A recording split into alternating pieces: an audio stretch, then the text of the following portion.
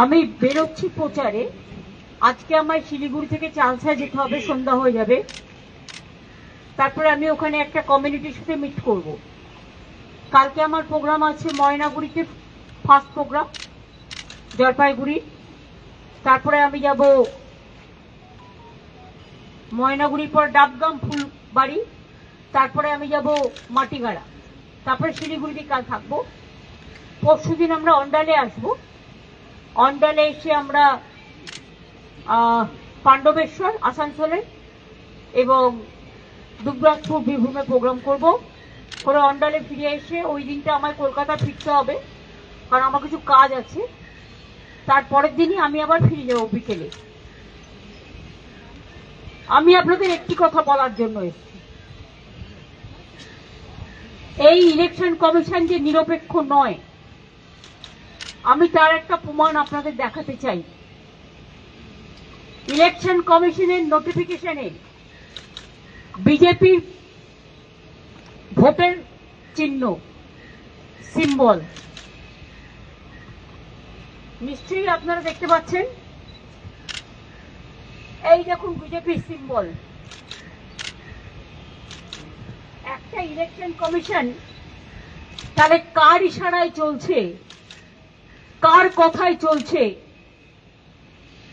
নন্দীগ্রামের বিডিও চলে আসছে ভবানীপুরে, কারণ গদ্দারের নিজের লোক বলে ৭৩ জন রিটার্নিং অফিসারকে কালকে চেঞ্জ করা হয়েছে। এর আগে চিফ সেক্রেটারি থেকে, হোম সেক্রেটারি থেকে, ডিজি থেকে, সিপি থেকে প্রায় ৬০-৭০ জন আইএস আইপিএস কে বাংলায় যারা কাজ করে বাইরে পাঠিয়ে দেওয়া হয়েছে। এবং কখনো কখনো বলে না ঠাকুর ঘরে কে, আমি তো কলা খাইনি। and now the cat is out of the bag. Election কমিশনের নোটিফিকেশনে বিজেপির চিহ্ন। তো ব্যাকডোর থেকে খেলছেন কেন? সামনাসামনি খেলুন, সবাই তো বুঝতে পারছে। কালকে মধ্যরাত্রে এসআইআর লিস্ট কেন বেরোবে? এখনো পর্যন্ত পাবলিক জানে না। এখনো লিস্ট বুথে টানানো হয়নি, ব্লকে টানানো হয়নি, জেলায় টানানো হয়নি। কালকেও দুজন আত্মহত্যা করেছে, তার আগেও দুজন আত্মহত্যা করেছে, প্রায় ২২০ জন মানুষের মধ্যে মারা গেল। এত ভয়টা কিসের? আর যেটুকু নাম উঠেছে সেটাও মনে রাখবেন, আমার কোর্টে কেস করার জন্য। লিস্টটা বের করতে ভয় কেন? নিশ্চয়ই তার মধ্যে স্বচ্ছতা নেই ইলেকশন কমিশনে। স্বচ্ছতা থাকলে এতদিন লাগে একটা, জাজেরা তো অনেক দিন আগেই করে দিয়েছে। তাহলে আপনারা কেন আরো 6 দিন টাইম নিলেন, 7 দিন টাইম নিলেন? আরো কি কি বাদ দিয়েছেন? একতরফা কি কোনো পলিটিক্যাল পার্টির নাম ঢুকিয়েছেন? সেটা পুরো লিস্ট বেরোলে তবেই বুঝতে পারবো। আমরা দাবি করছি বিজেপি ভ্যানিশ যে পলিটিক্যাল পার্টি, তারা মানুষের গণতান্ত্রিক অধিকার কেড়ে নিতে চায় এবং এটা তার সব পরিচয় প্রমাণ।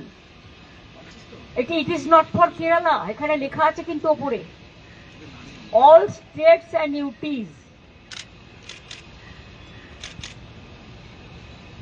মানেটা কি? ক্লারিক্যাল মিস্টেক বললে হয়ে যাবে? হ্যাঁ, এটা ক্লারিক্যাল মিস্টেক না, এটা political intention, deliberate attempt, and cat is out of the bag. Now I will request all the political parties together, let us fight against the one-sided dictatorship, autocracy, and one political party ruled government and their agencies to take strong action to protest and to see that election must be free and fair. It is not that I want any support from any political party, but to save the democracy, democracy রক্ষা করার জন্য, লোকতন্ত্র রক্ষা করার জন্য, গণতন্ত্র রক্ষা করার জন্য, সংবিধান রক্ষা করার জন্য সবাইকে জোট বেঁধে কে বাম কে ডান ভুলে যান, যারা এই চক্রান্তের বিরুদ্ধে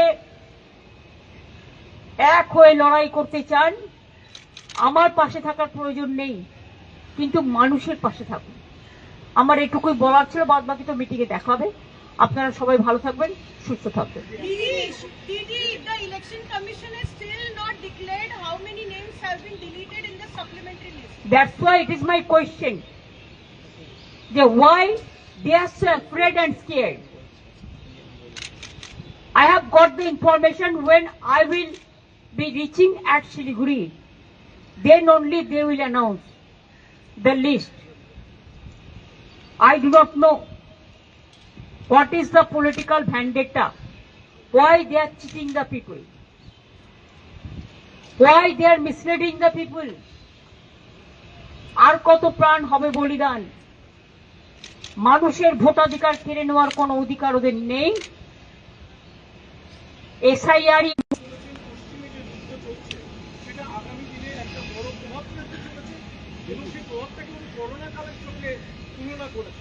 উনি কি বলেছেন আমি জানি না, আর ওনার কথাবার্তা ঠিকও থাকে না, উনি প্রপারলি স্টাডিও করেন না। কাজে ওনার কথার উপর কমেন্টস করলে যারা এমপি আছে তারা কমেন্টস করবে, আম নট। দিদি সেই লিস্ট ওয়েবসাইটেও দেখা যাচ্ছে না, তাহলে কার দোষ? সেটা আপনারা কেন মিডিয়ারা বলছেন না? কেন চুপচাপ আছেন? Sometimes you have to raise your voice. I will request the media to save democracy and raise your voice for the people.